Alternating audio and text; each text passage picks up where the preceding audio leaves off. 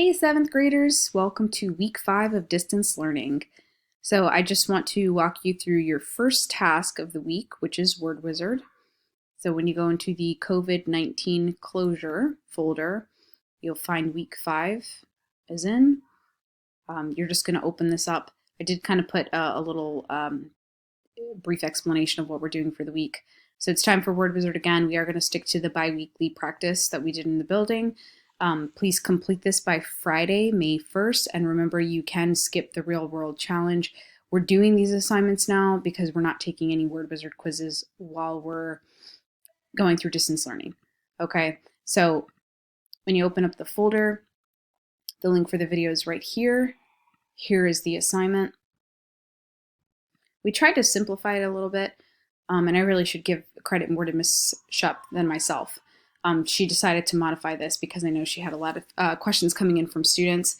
So here, I know that this looks a little different than first, second, and fourth period, but there's a slight difference between on-grade and honors classes, and that's really just the examples. So for my 5th and 7th period, you're just finding these 2 examples. My morning classes, you're doing 3 examples, but the concepts are still the same. You're going to define one of those words and then use that same word that you've defined in a sentence, okay? Remember, wordinfo.info is a great resource. It's right here. It's linked in. Okay, you can always open it up and use it. And then also on the second page, you'll find that examples have already been provided for you. And here are the visual representations. Please don't use these same words for your own. Okay, we really would like it if you were using new words that you found on your own.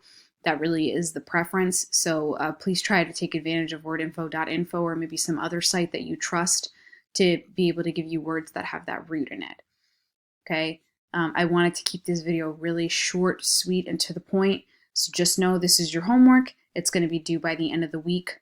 As you guys know, even in school, we never just do Word Wizard alone. It's always paired with, regular curriculum stuff. So this is task 1 for the week, and the next video will be for task 2. All right. Thanks, guys. Stay tuned.